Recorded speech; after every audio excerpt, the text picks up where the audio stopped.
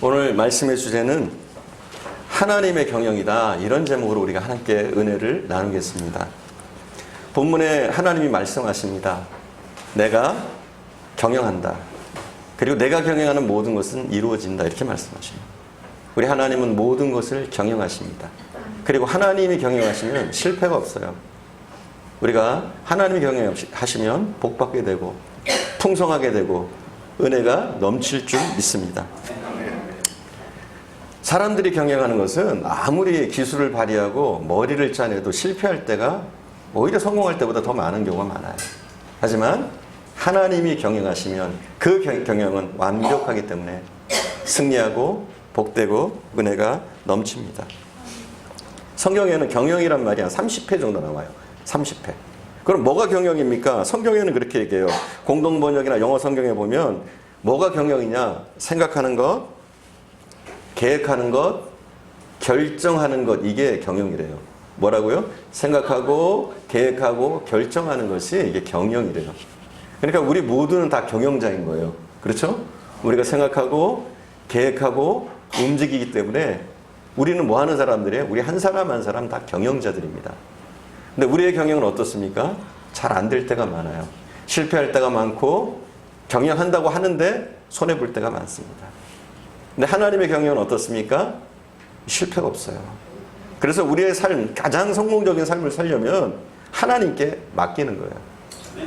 하나님의 계획대로, 하나님이 지시대로, 하나님의 명령대로 그분께 맡기고 순종하면서 나가면 우리가 계획하고 생각하고 우리가 목표 삼은 것보다도 훨씬 더 나은 인생을 살 수 있는 줄 믿습니다. 이 천지를 창조하신 하나님은 우리 인생쯤은 넉넉히 경영하시고도 남는 줄 믿습니다. 자, 그러면 하나님이 뭘 경영하십니까? 하나님이 경영하시는 것은 많이 있어요. 그 중에 대표적인 것이 하나님은 우주를 경영하고 계신 줄 믿습니다. 이 우주를 하나님이 경영하십니다. 진화론자들은 그렇게 얘기해요. 다 우연히 생겼다. 지구도 우연히 생겼고 생명체도 우연히 생겼고 우주도 우연히 생겼다 그래요. 다 우연이에요. 어느 날 갑자기 보니까 생명체가 생겼고 어느 날 갑자기 보니까 별들이 생겼고 어느 날 갑자기 보니까 지구가 생겼고 태양이 생겼다 얘기해요. 어느 날 갑자기 우연히. 다 우연이에요. 사실은 다윈의 진화를 보면 우연히 다 된 거예요. 확률적으로 보면 제로입니다. 제로. 그렇게 될 수 있는 확률이 제로예요. 쉽게 얘기해서 그런 거예요. 여기 있는 핸드폰, 이게 굉장히 복잡하죠. 그죠? 근데 이 핸드폰도 우주만큼 복잡하진 않습니다. 근데 진화론자들의 얘기는 뭐냐면 이 핸드폰이 어떻게 생겼느냐, 어느 날 쇳덩어리 하나를 갖다 놨더니 자기들이 알아서 뭐 깎이고 또 조립을 하고 하더니 핸드폰이 됐다. 믿으십니까? 아니, 그런 얘기예요. 아니, 이렇게 복잡한 게 아니더라도 여기 있는 물컵 하나, 이게 우연히 생겼습니까? 어느 날 진흙덩어리를 갖다 놨더니 이 컵이 되었더라. 이게 말이 되는 거예요? 근데 이 말이 안 되는 이야기를 로직한 것처럼 굉장히 뭐 센스 있고 지혜로운 것처럼 진화론을 떠받드는 사람들이 많아요. 굉장히 어리석은 행위죠. 이 우주가 얼마나 광활한데, 얼마나 대단한데 이 우주가 우연히 생기고 이 우주가 운행되는 것이 우연히 이루어집니까? 여러분, 우리가 살고 있는 이 우주가 얼마나 큰지 몰라요. 이 지구만 해도 크잖아요. 그죠? 지구는 태양계에 속해 있습니다. 그리고 태양계는 우리 지구가 있는 이 태양계만 태양계가 아니라 우리가 살고 있는 이 지구를 1태양계라고 그래요. 학적으로 1태양계, 그리고 2태양계, 3태양계가 있습니다. 그리고 이 1, 2, 3태양계를 합쳐서 은하라고 불러요. 태양계 은하 이렇게 부르면 되겠죠. 그렇게 부르는데 다른 은하, 우리 지구에서 가장 가까운 은하인 안드로메다까지의 거리가 얼마나 되는 줄 아십니까? 그러니까 우리 지구가 속해 있는 태양계에서 안드로메다 은하계까지 가는데 그 거리, 그 입구까지 가는데 거리, 이게 얼마나 되냐면 220만 광년이 되나고 220만 광년. 대단한 거예요. 빛의 속도로 220만 광년. 그러니까 현재 우리가 가지고 있는 과학으로는 얼마가 걸리느냐? 11억 년이 걸린다고 그래요. 11억 년 동안 우주선을 타고 가야지 안드로메다까지 가는 거예요. 그렇게 은하에서 은하까지 거리도 광활합니다. 어마어마합니다. 11억 년이 걸려야 갈 수 있는 거예요. 은하에서 은하를 단순히 가는 데만. 그럼 이 우주에는 이런 은하계가 몇 개가 있을까요? 이 은하계가 1000억 개가 넘게 있다고 그래요. 1000억 개. 그러니 이 우주가 얼마나 광대합니까? 이 광대한 우주를 누가 만드셨어요? 하나님이 만드시고, 이 어마어마하게 광대한 이 우주를 하나님이 경영하고 계신 줄 믿습니다. 그래서 우리는 하나님 앞에 겸손할 필요가 있어요. 이 어마어마한 우주를, 이 광활한 우주를 지배하고 경영하고 계신 그 하나님께 우리는 겸손히 무릎 꿇고 그 하나님께 우리의 모든 삶과 경영을 맡길 필요가 있는 줄 믿습니다. 하나님은 우주만 경영하시는 것이 아니에요.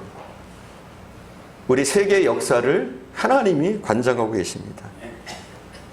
우리의 흥망성쇠, 나라의 흥망성쇠를 하나님이 관장하고 계십니다. 아놀드 토인비라는 사람이 있어요. 이분은 세계적인 역사학자입니다. 세계적인 역사학자인데 이분은 오랜 시간을 거쳐서 인류 문명의 발달과 쇠퇴에 대해서 연구를 했어요. 그리고 방대한 책을 하나 써냈습니다. 역사 연구라는 이 방대한 책을 써냈는데 여기에 보면 토인비는 이렇게 얘기해요. 세계를 지배했던 21개의 문명이 있었는데 그 21개의 문명 가운데 90%가 자멸했다 이렇게 얘기해요. 어떻게 망했다고요? 자멸했대요. 세계 문명의 90%는 누가 외부의 책임이 아니라 스스로 자멸했다 이렇게 그는 평가를 합니다. 바벨론, 아수르, 바사, 로마, 헬라, 뭐 에집트 문명까지 해가지고 세계 역사의 강력한 나라들이 세계 전체를 지배한 적들이 있었어요. 근데 이 모든 강력했던 국가들이 역사의 뒤안길로 다 사라졌습니다. 바벨론이 얼마나 대단했습니까? 애굽이 얼마나 굉장했습니까? 로마 어마어마했죠. 하지만 이 모든 나라들이 망할 것 같지 않았지만 영원히 지속될 것 같았지만 영원히 지속된 것이 아니라 자멸했어요. 다 망했습니다. 토인비는 이 결과에 대해서 그는 이렇게 해석해요. 이렇게 강력했던 국가들이 망했던 이유는 무엇이냐? 무신론과 물질 문명 우선주의였기 때문에 그렇다고 그래요. 그러니까 쉽게 얘기해서 뭐냐면 인간 위주로 이 역사가 돌아갔기 때문에 인간 중심으로 역사가 돌아갔기 때문에 그 나라들이 망했다는 거예요. 그렇습니다, 여러분. 인간이 경영하는 나라는 강한 것 같아도 결국은 망합니다. 하지만 하나님의 경영은 어때요? 영원히 망하지 않습니다. 실수가 없는 줄 믿습니다. 그래서 사랑하는 여러분, 우리가 하나님께 우리의 삶을 맡기는 게 필요해요. 우리의 가정, 우리의 어떤 삶 전체를 하나님 앞에 맡기는 것. 또 우리 교회도 마찬가지예요. 하나님 앞에 맡기는 것. 이것이 가장 좋은 경영의 방법인 줄 믿습니다. 본문 25절에서 26절에 보니까 세계 흥망성쇠를 하나님이 다 관장하신대요. 그 당시에 아수르는 굉장한 나라였습니다. 전혀 망할 것 같지 않은 나라. 도저히 이 나라가 망할 것이라고는 생각할 수 없는 그런 강력한 국가였어요. 근데 하나님 오늘 본문에 보니까 뭐라고 그래요? 아수르가 멸망할 거다 이렇게 얘기해요.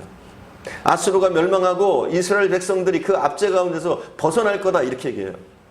근데 그 당시 이 말씀을 들었던 그 시대는 굉장히 가능성이 희박했어요. 어떻게 아수르가 망해? 어떻게 우리 힘없는 이스라엘이 해방돼? 이런 생각이 비일비재했습니다. 하지만 하나님이 분명히 말씀하십니다. 나의 경영하는 것은 이루어질 것이다. 내가 계획하고 있는 것은 이제 아수르가 망하고 이스라엘 백성이 곡으로 돌아오는 것이다. 너희가 해방되는 것이다. 아수르의 압제에서 벗어나는 것이다. 하나님은 말씀하셔요. 우리가 25절 함께 보겠습니다. 25절 말씀입니다. 우리 본문 25절 함께 봉독합니다. 내가 아수르를 나의 땅에서 파하며 나의 산에서 그것을 짓밟으리니 그때 그 멍에가 이스라엘에게서 벗어나고 그의 짐이 그들의 어깨에서 벗어질 것이라. 아멘. 실제로 그렇게 강력했던 아수르는 하루아침에 망합니다. 하나님의 심판을 받아서 멸망합니다. 그리고 이스라엘 백성들은 그 어깨의 멍에가 풀립니다. 무거운 짐에서 벗어나게 됩니다. 이처럼 역사는 야심가에 의해서 아니면 뭐 대단한 민족에 의해서 운영되는 것 같지만 실제로는 안 그래요. 그 역사의 뒤편에 그 강력한 리더의 뒤편에 하나님이 계시는 거예요. 이 세계는 하나님이 운영하시는 거예요. 모든 인류는 우주뿐만 아니라 이 세상은 하나님의 통치권 안에 하나님의 경영 안에 있는 줄 믿습니다. 그래서 하나님이 계획하시면 그 강력했던 국가들도 하루아침에 망할 수 있고 힘없는 이스라엘이 그 압제에서 벗어나서 자유로운 삶을 살 수가 있는 것이죠. 하나님 우주 만물을 지으시고 운행하십니다. 뿐만 아니라 국가의 흥망성쇠, 민족의 흥망성쇠를 하나님이 주장하시는 줄 믿습니다. 그것뿐이겠습니까? 개인의 흥망성쇠도 하나님이 주장하십니다. 우리의 삶도 하나님이 사실은 경영하시는 거예요. 그런데 하나님이 경영하시는데 왜 안 됩니까? 우리가 너무 거부하니까. 하나님의 뜻대로 하지 않고 거꾸로 사니까 우리의 삶이 청개구리 같아요. 하나님이 우로 가라고 그러면 좌로 가고 또 앞으로 가라고 그러면 뒤로 후진하고 있고 그래요. 그게 문제이지 하나님의 경영은 실수가 없으십니다. 여러분은 복된 분들이에요. 하나님의 경영 안에 있는 분들, 하나님의 손을 붙잡고 있는 분들, 하나님이 안아주시는 여러분은 복된 분인 줄 믿습니다. 하나님은 개인의 흥망성쇠뿐만 아니라 교회의 부흥과 또 성장, 교회의 역사도 하나님이 주장하시는 줄 믿습니다. 교회는 특별히 하나님이 세우신 곳이에요. 그래서 하나님이 세밀하게 경영하시는 곳, 이게 교회인 줄 믿습니다. 예수님께서 베드로에게 이런 비전을 주십니다.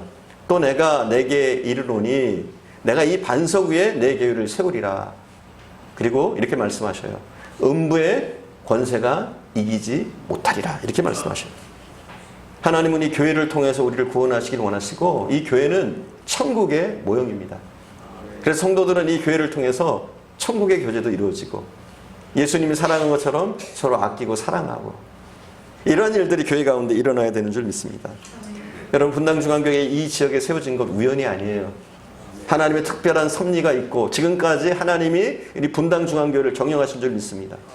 그리고 앞으로도 마찬가지예요. 우리 분당중앙교회를 경영하시는 분은 하나님이신 줄 믿습니다. 우리가 해야 될 바가 있어요. 하나님께 순종하는 것, 하나님의 뜻에 따라서 교회를 세워나가는 것, 그리고 성도가 더욱더 하나 되어져서 우리가 협력하고 넘어진 자를 세워주고 지쳐있는 자를 뒤에서 밀어주면서 함께 가는 교회가 되어지는 거예요.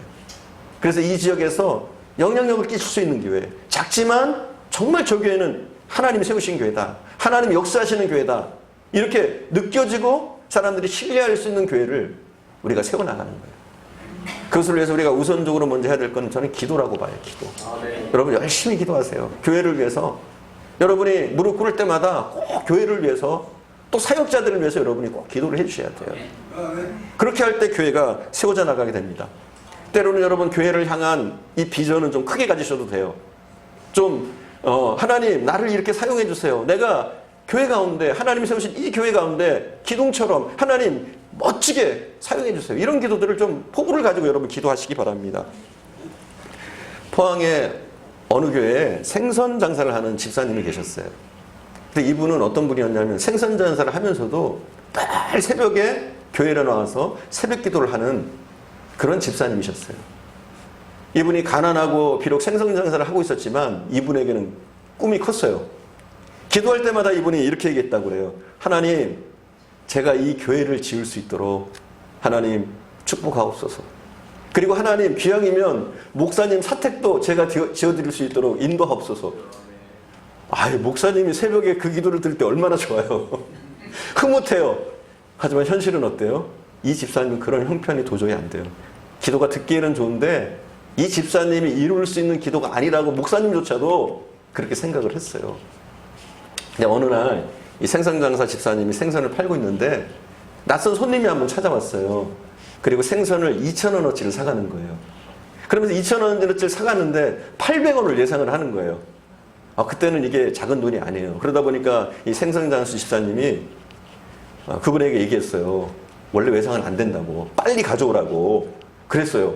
그랬더니 이분이 자존심이 상했는지 화를 내면서 가더래요. 금방 갖다 준다고. 그러면서 갔다가 돈을 가지고 왔어요. 그리고 이 집사님한테 던져줍니다. 던져주는데 이게 돈이 아니에요, 사실. 엽전이었어요, 엽전. 엽전 세립을 돌려주는 거예요. 주는 거예요. 집사님이 이렇게 보니까 엽전 세립이에요. 그래서 엽전, 이거 쓸모없는 엽전 왜 주나 해가지고 엽전은 안 됩니다 하려고 그러는데 이미 가버렸어요. 엽전만 던지고 가버렸어요. 그래서 이 집사님은 집에 와서 이 엽전을 아주 반짝반짝거리게 닦았대요. 왜냐하면 이게 800원이니까. 이게 800원에 갇히니까 아무 쓸모가 없지만 이 엽전을 반짝반짝하게 닦았대요. 그리고 나서 어느 날 이제 목사님 광고를 하시는데 제가 이번에 총회를 갑니다. 서울에 있는 총회 가는데 기도해 주세요. 그랬더니 이제 교인들이 그 다음 주에 목사님 여비를 하라고 다 이렇게 노자를 갖다 주시는 거예요. 성도들마다 다 노자를 갖다 주는데 이 평생 생선장사 집사님은 드릴 돈이 없어요. 그래서 고민하다가 새벽 기도 시간에 목사님이 기도하고 있는데 목사님 호주머니에다가 엽전이 세 입을 이렇게 넣어줬어요. 총회 가시기 전에 이렇게 넣어드렸어요. 근데 목사님이 눈을 감고 기도하고 있지만 누가 왔다 가는지 알아요. 왜냐하면 이 생선장사니까 비린내가 많이 나는 거니까 이 생선장사 집사님이 내 주머니에 뭘 넣나 본다 이렇게 생각했어요. 그리고 목사님은 이제 바쁘시니까 새벽기도 마치고 총회로 갔어요. 서울에 있는 총회에 참여하겠어요. 갔습니다. 기차를 타고 갔는데 불현듯 생각이 나는 거예요. 이 집사님이 줬던 무엇인가 주머니에 넣어줬는데 그게 뭔가 궁금해서 꺼내봤어요. 그랬더니 뭐예요? 엽전 세입. 목사님이 이 치근한 생각이 먼저 드는 거예요. 이 생선장사 집사님이 얼마나 돈이 없었으면 나한테 뭐라도 주고 싶은데 줄 것이 없어서 이걸 줬을까 이런 생각을 했대요. 근데 또 한편은 괘씸한 생각도 드는 거예요. 왜 나한테 이 쓸모없는 것을 줬을까? 나를 어떻게 받길래? 막 이러면서 목사님 약간 기분도 상하기도 했다고 그래요. 그러다가 어찌됐건 서울역에 도착을 했어요. 그리고 서울역에서 내려가지고 장소로 가기 위해서 가는데 서울역 대합실 근처에 광고가 하나 써 있는 거예요. 골동품 삽니다. 이런 광고가 있는 거예요. 그래서 이분이 골동품 가게를 딱 들어갔대요. 우리 엽전을 꺼내서 이렇게 보여줬대요. 보여줬더니 이 골동품 가게 아저씨가 쳐다보더래요. 목사님 이렇게 쳐다보고 엽전을 보고 쳐다보고 엽전을 보더니 목사님한테 이상한 듯이 이거 어디서 났어? 그러더래요. 그러니까 뭔가 목사님이 기분이 그렇잖아요. 약간 상했는데 이 엽전 때문에 이제 망신을 당하는구나 이렇게 생각하니까 나름대로 이제 힘을 내서 얘기를 했대요. 내가 목사요. 포항에 있는 목사요. 그러면서 이거 누가 줘가지고 당신한테 이렇게 감정을 해보는 거라고. 그랬더니 이분이 그러는 거예요. 제가 이걸 엽전 하나당 300만 원을 쳐드리겠습니다. 입이 벌어진 액수예요. 그 당시에는 300만 원. 근데 이분이 목사님이니까 지혜가 있었던 것 같아요. 그래서 됐습니다. 그리고 옆집으로 갔대요. 옆집으로 가서 엽전을 꺼냈더니 거기서도 그러더래요. 막 두리번 거리고 이게 어디서 났냐고 그러더래요. 그래서 자초증을 얘기하고 그리고 나서 이제 이분은 하나당 350만 원을 주겠다고 그러더래요. 목사님이 또 흥정을 했대요. 400만 원에 주시오. 그래가지고 역전 세입이 얼마가 됩니까? 1200만 원이 됐대요. 네, 총회를 참석하려고 하는데 너무 무섭더래요. 누가 이걸 훔쳐갈까봐. 그래서 총회도 안 가고 택시를 타고 왔대요. 다른 것도 아니고 택시를 타고 다시 포항으로 돌아왔어요. 그리고 나서 이 돈을 가지고 600원으로 교회를 짓고 600만 원으로 교회를 짓고 그리고 200만 원으로 사택을 졌다고 그래요. 그리고 얼마가 남았어요? 400만 원이 그래도 남았어요. 그래서 이 생선장사 집사님을 불러가지고 400만 원을 주면서 그랬대요. 우리가 사택도 짓고 교회를 짓고 남은 돈입니다. 집사님이 가져가세요. 그랬더니 목사님이 좀 거절도 할 줄 알았는데 이 집사님이 덥석 받아가더래요. 왜냐하면 굉장히 큰 돈이거든요. 생선장사하던 이분이 갑자기 부자가 될 수 있을 만큼 그 당시에는 큰 돈이에요. 근데 이 생선장사 집사님이 이 돈을 받아가지고 가지고 어디를 갔느냐? 복덕방을 갔대요. 그리고 복덕방 아저씨한테 물었대요. 혹시 요즘 눈먼 땅 없소? 이래가지고 물어봤대요. 그랬더니 부동산에서 그러더래요. 눈먼 땅이 있다고. 그래서 이분이 먼저 물었대요. 몇 평이냐고. 40만 평이라고. 40만 평이라고. 땅이 굉장히 큰 거예요. 여러분은 안 놀라시는데 40만 평이면 어마어마한 겁니다. 그래서 이분은 40만 평이란 말에 또 40만 평에 400만이란 말에 그냥 땅 보지도 않고 계약을 했대요. 그리고 신나가지고 목사님한테 이 땅 문서를 들고 갔대요. 목사님, 제가 목사님이 주신 그 400만 원으로 땅을 샀습니다. 목사님이 물었대요. 몇 평이에요? 40만 평. 목사님도 입이 벌어지는 거예요. 근데 목사님이 땅 문서를 보니까 땅 문서를 보고 거기 주소가 나오잖아요. 그래서 과연 땅이 어디 있는지 찾아갔어요. 근데 찾아갔는데 땅이 안 보이는 거예요. 바닷가인데 땅이 안 보여요. 바닷가에 갯벌 조금 있고 거기에 숲이 우거져 있는데 땅은 별로 보이지도 않는 거예요. 근데 바닷물이 쫙 빠지면서 갯벌이 있는데 그 40만 평이 그 땅인 거예요. 물이 들어오면 땅이 하나도 없고 물이 빠지면 갯벌인 그 땅이 40만 평인 거예요. 목사님이 속으로 생각했어요. 사기당했구나. 땅 장사한테 사기당했구나. 이런 생각을 했어요.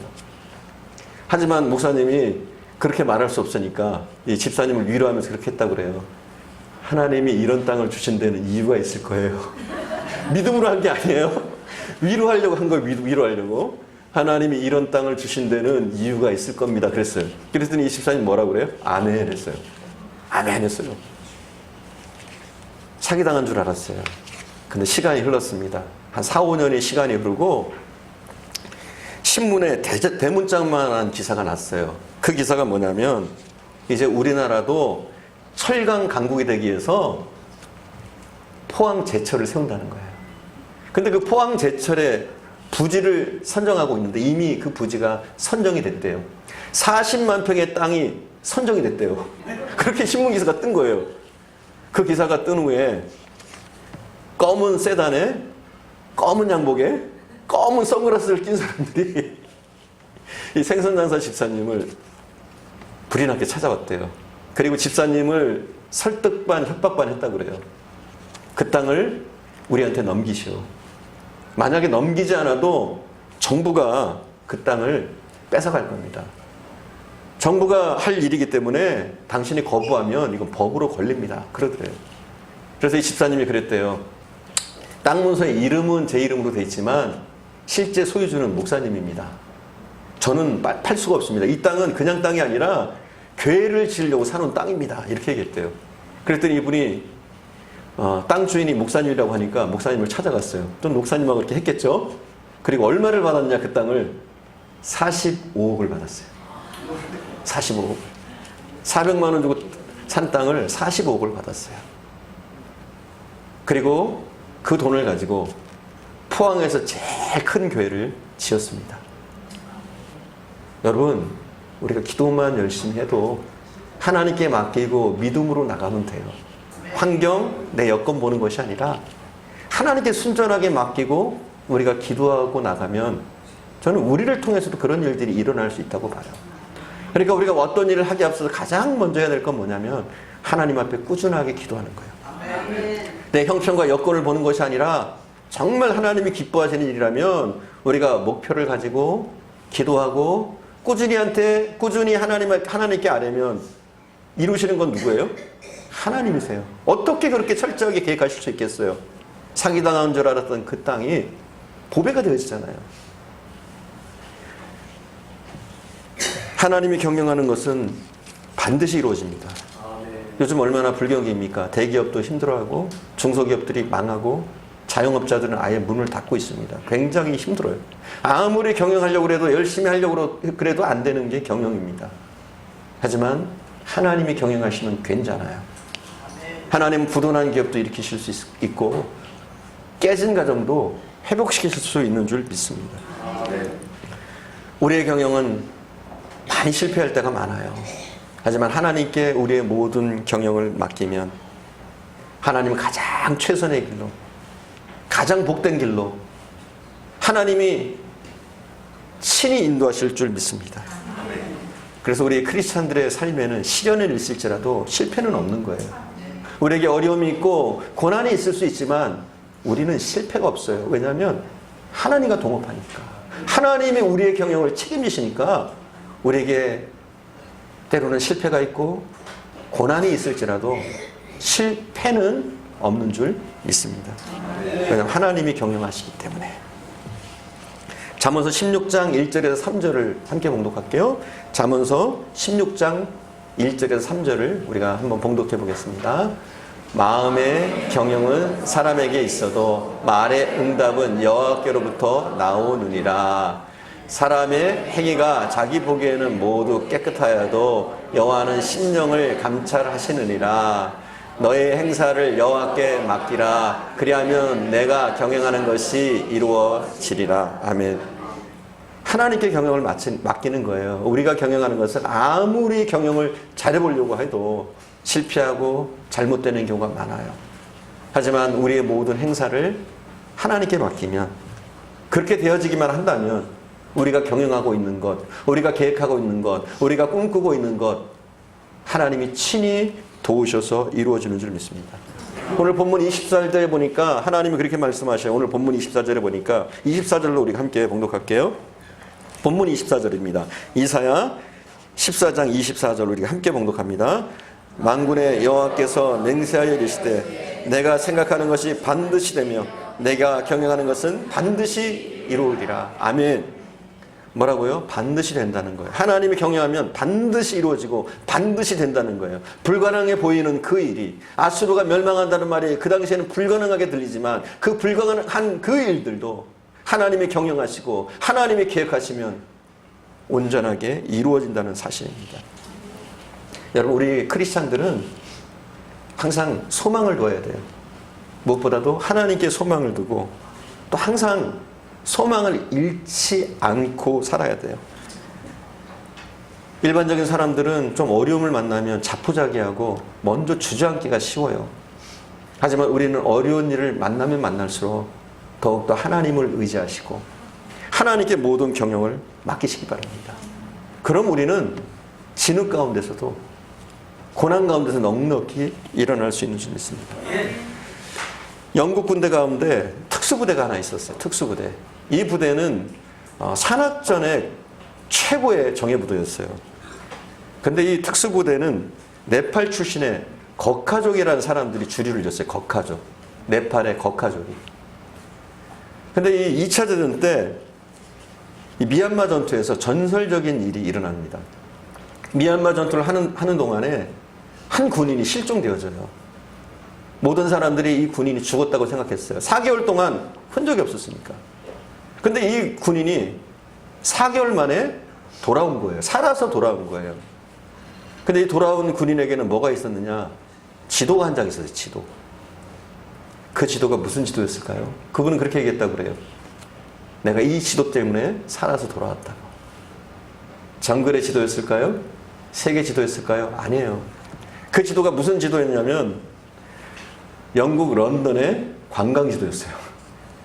그 지도를 들고서 이 사람이 생존한 거예요. 그 이유는 뭐냐면 이분의 꿈이 있었어요. 그가 네팔의 거카족 출신의 군인이었으니까 이분의 꿈은 영국 런던에 한번 가보는 거였어요. 그래서 이 지도를 자기 품에 늘 간직하고 있었어요.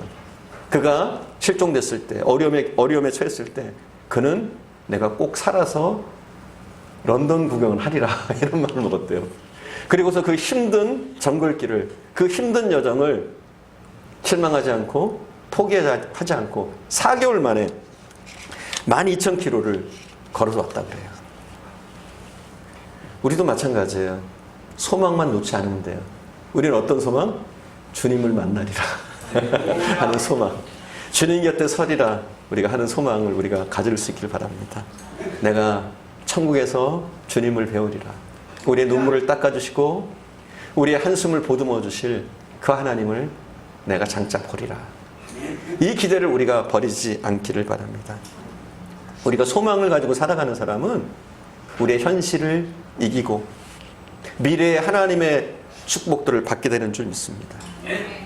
사실은 모든 일이 그래요. 우리가 비전만 놓지 않으면, 소망만 놓지 않으면 우리를 통해서 놀라운 일들이 일어납니다.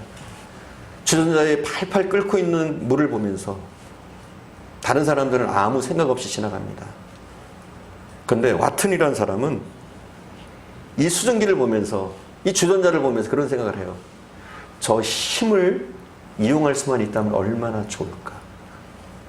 그리고 와트를 통해서 증기기관이 완성되고 이 일을 통해서 세계의 어떤 산업의 지형이 바뀌어버립니다.